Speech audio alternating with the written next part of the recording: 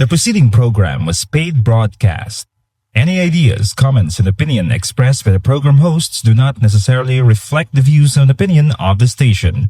The program and its producers are not affiliated with the station. Ang dinalan sa kasulatan sa aton sa sini nga adlaw makita sa mga kasulatan ni Habakuk sa Habakuk Kapitulo 2. Kag akon pagabasahon ang versikulo 4. Ang pulong sa Dios nagpahayag sa aton, yari karon nagahabok sa iya kalag siya nga indi matadlong sa sulod niya. Apang ang matarong magakabuhi paagi sa iya pagtuo. Amen sa kalantahon nga aton nga ginpamatian. Ini nga kalantahon nagapahayag ini sang kamatuoran nga mismo si Pablo nagtudlo sa aton. Dra sa ikaduhang Korinto, Kapitulo 5, versikulo 15, nagpahayag si Pablo paagi sa pagbugna sang balaan espiritu. Kag napatay siya, sino ini si Kristo Jesus, tungod sa tanan, ining mga katawhan. No? Agud nga ang mga nagakabuhi, hindi na magkabuhi sa iya kaugalingon, kundi nga sa iya nga tungod sa ila napatay kag nabanhaw. Tiyang kamatuoran nga makita naton sa sini nga dinalan sa kasulatan, tam-an gid kaklaro kag athag nga ang aton Ginoong Kristo ginahalad niya ang iya kabuhi didto sa krus sa Kalbaryo, sa ano nga tinutuyo nga paagi sa iya kamatayon kag sa iya nga pagkabanhaw. Ikaw kag ako nga patay kita tungod sang aton nga masala, mabuhi paagi sa kaluwasan nga iya nga nahimpit didto sa krus sa Kalbaryo. Kag tungod sini kita nga mga ginhatagan niya sang kaluwasan, kita nga anay patay kag subong buhi tungod sang kaluwasan nga ginhatag niya sa aton, dapat aton gili nga ihalad ang aton kabuhi sa iya. Magakabuhi kita para sa aton nga Ginoo. Amo ina nga nagambalaman ang Biblia sa aton kag isa ina sa mga very common gid nga verse. Whether therefore you eat or drink or whatsoever you do, do all to the glory of God. Iyan na kita sa Diyos. Kag tungod sina, dapat magakabuhi kita para man sa aton nga Diyos kag paagi sa iya. So living for Jesus, a life that is true. Kabay pa nga ang iniya kalantahon nakahangkat ini sa aton nga magkabuhi kita para sa aton Ginoong Kristo. Kay siya gid lamang kag wala na sa iban pa nga takos nga aton nga ihatag kag ihalad ining aton kabuhi para sa kahimayaan niya. So, kabay pang ini nga kalantahon, magparayon sa paghangkat sa aton. Walking courageously in a world of chaos. Paano kita magpanglakaton nga may kaisog sa sini nga kalibutan nga wala sing kapaturan, wala sing kahusayan, magamo. Ang hambal sa Biblia sa aton, we need to be hopeful. Nga man, ang aton gali nga pagtuo indi sa mga butang nga makabig naton nga ginahatag sang kalibutan sa imo kag sa akon, kundi ang aton ni pagtuo, ang aton ni paglaom sa aton manunuga, sa aton Dios, sa aton nga manuluwas kag nga sa aton nga manugukom. Kag ini patod, malig-on kag may kasiguruhan. Kay siya nga nagsaad sa imo kag sa akon indi magbutig.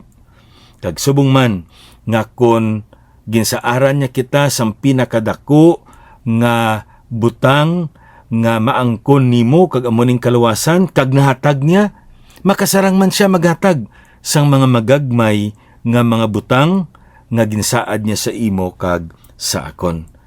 we need to be hopeful. Amo ni ang isaman sa mga pagpangangkat diri nga makita naton sa pulong sang aton nga Ginoo.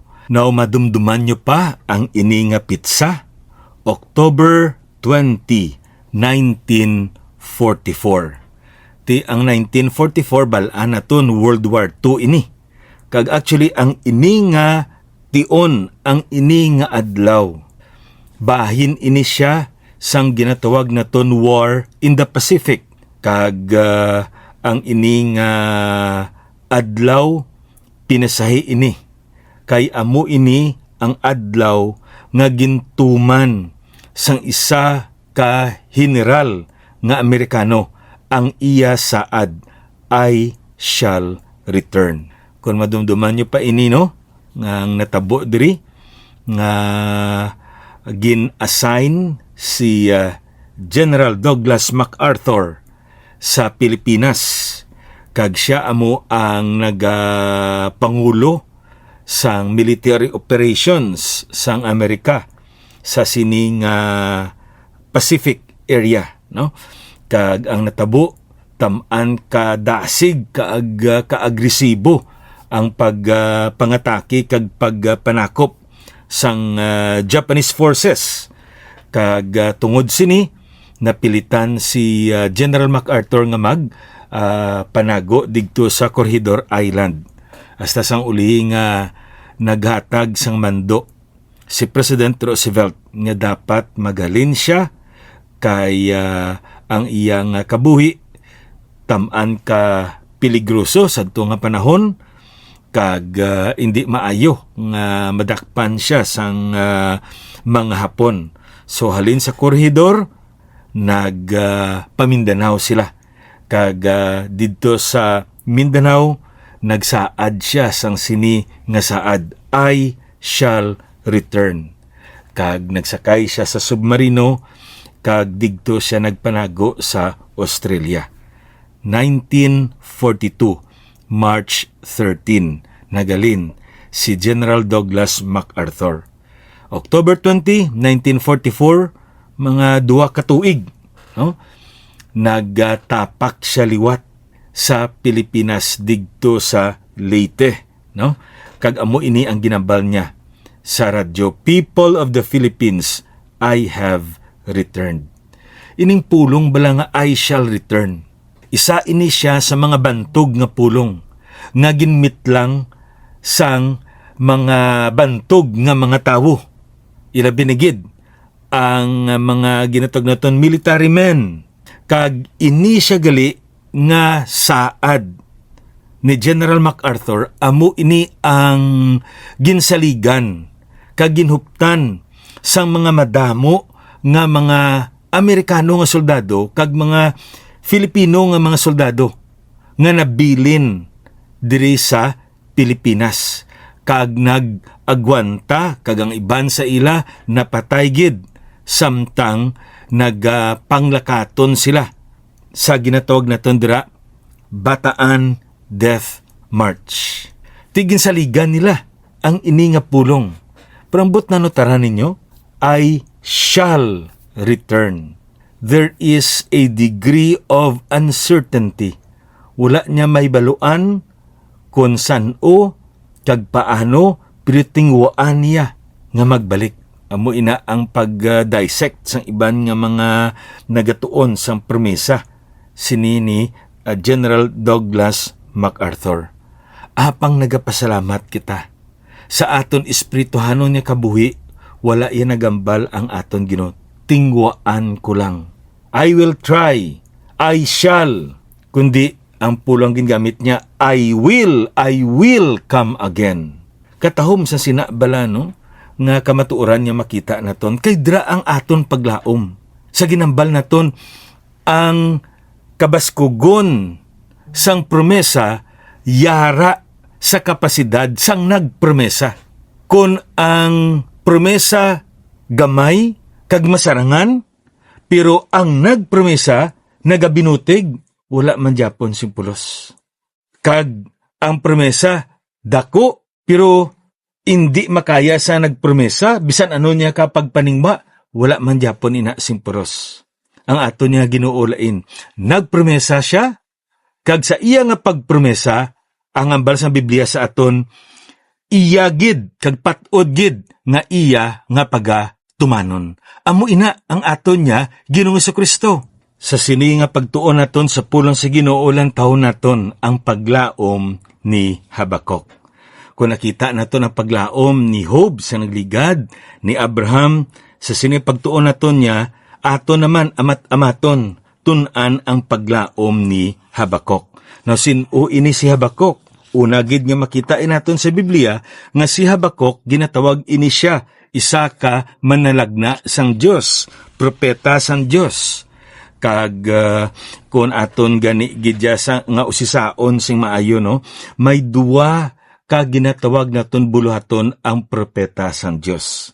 But this is also interesting kay wala gidri gani iya ang makita naton nga ginahimo ni Habakuk ini.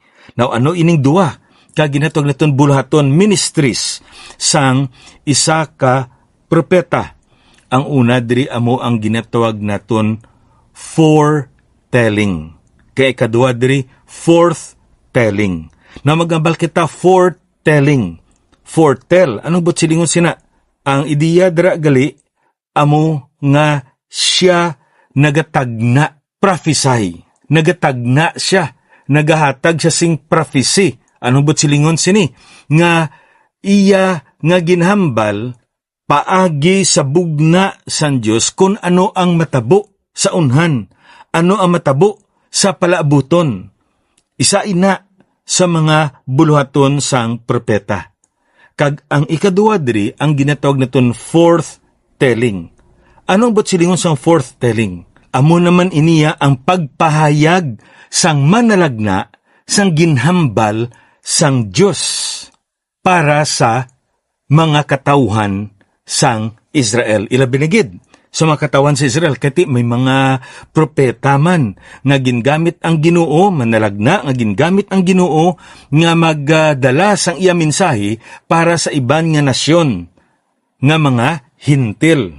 Ara dra na ibaluan naton si Jonah, no? Isa na sa mga classic example naton. So muna ang ginatog naton dra twofold ministries of the prophet.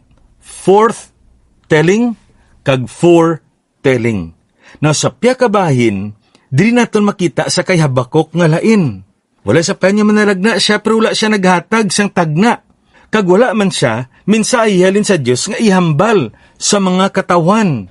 Kung aton niya nga lang taon sa pulo sa Ginoo, ang natabo diri sa kay Habakuk, amo nga nagobserbar siya sang palibot niya. Ang sitwasyon sang katawan sa Israel sa iya panahon. Kag pagkatapos na iya nga ginsugid sa aton nga Dios. Kag pagkatapos ni ang Dios nagsabat sa iya. Kag katahom diri kay nagaistorya sa Dios, kag ang Dios nagaistorya sa iya. Kag paagi sini makita naton kung ano ang pamaagi sang Ginoo. Kay ang pamaagi sang Ginoo indi pareho sa aton pamaagi. Ang pangunauna sang Ginoo indi pareho sa aton pangunauna. Ang plano sang Ginoo indi pareho sa aton ni plano. Kag tungod sini katahom kay kun basahon naton, makita naton yang aton nga paglaom ara sa Dios kag sa iya nga mga plano kag pamaagi. Indi sa aton. Amo ini makita naton. Now, may isa pag diri kabutang man niya gusto na ako ni point out, no? Sa ginatawag naton bala, mga prophets. Ang prophets, lain niya sang sa mga priests sa Old Testament. Ang mga saserdote o kon mga pari, amo ini sila ang representante sang katauhan sa Diyos. They represent man in the presence of God. Amo na nga iban ang tawag sa ila, they are the mouthpieces of man to God. On the other hand, the prophets are the representatives of God to man.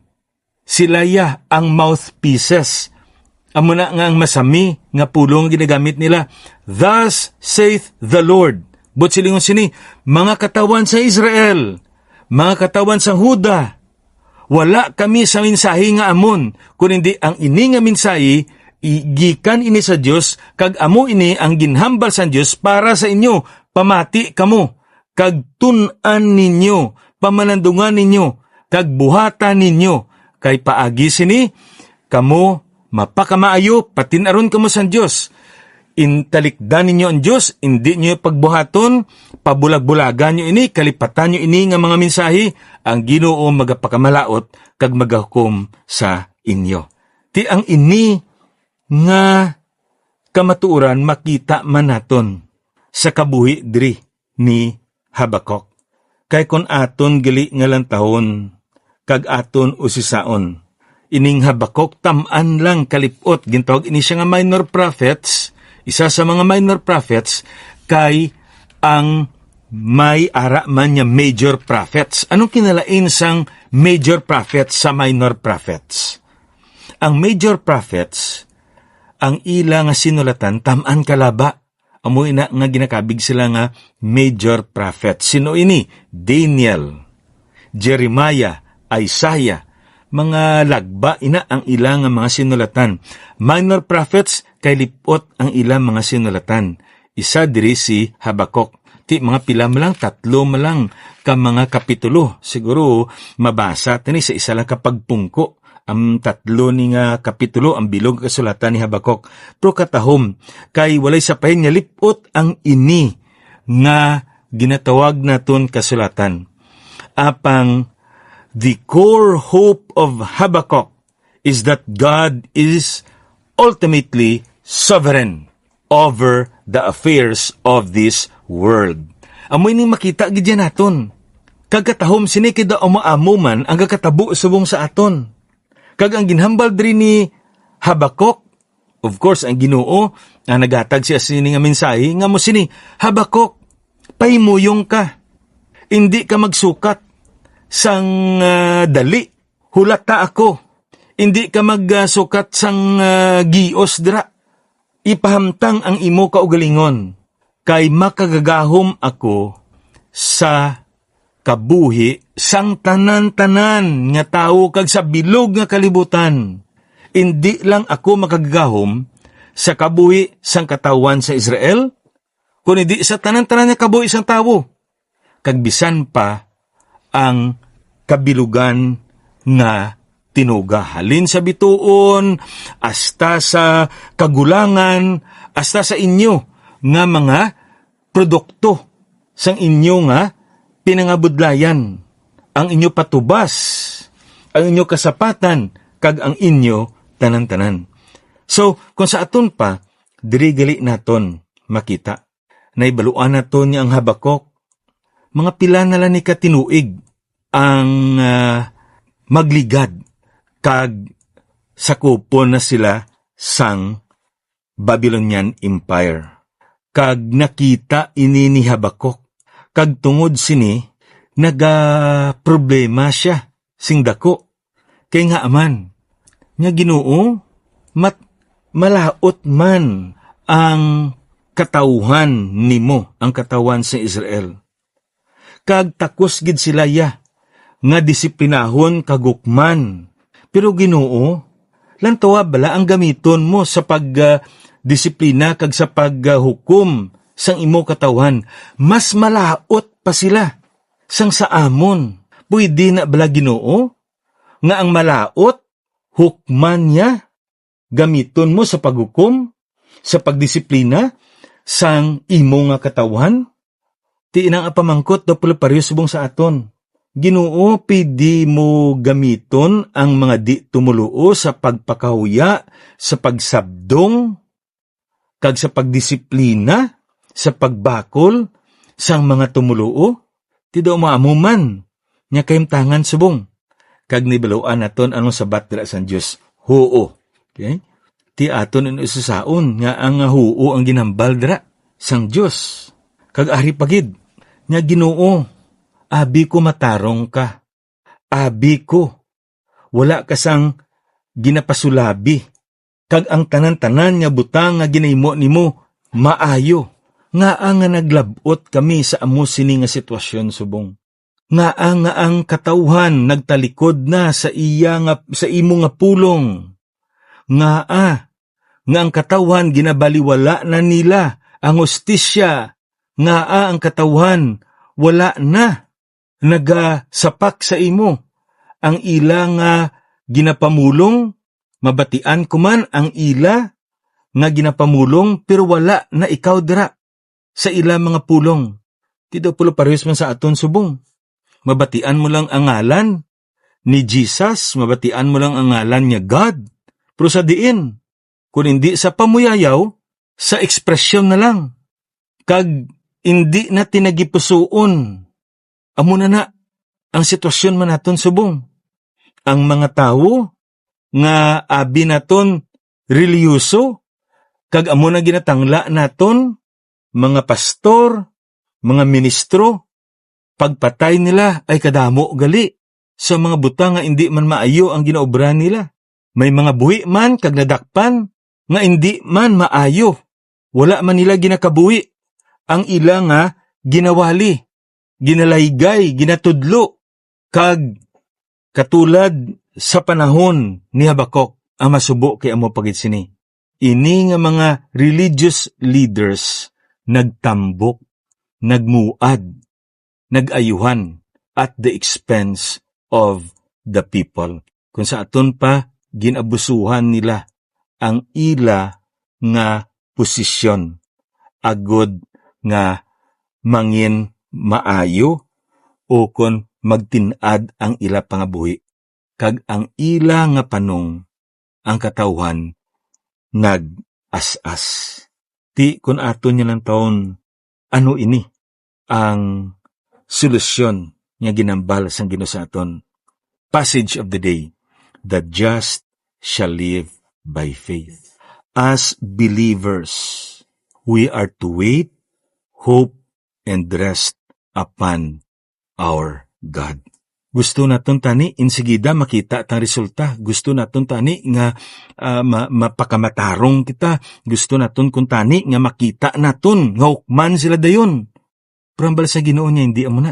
Hulat ikaw kay suno iya sa akon tinutuyo kag plano. So aton tun-an sa madason ni broadcast ang ini nga kamatuoran nga gintudlo sa pulong sa Dios sa aton.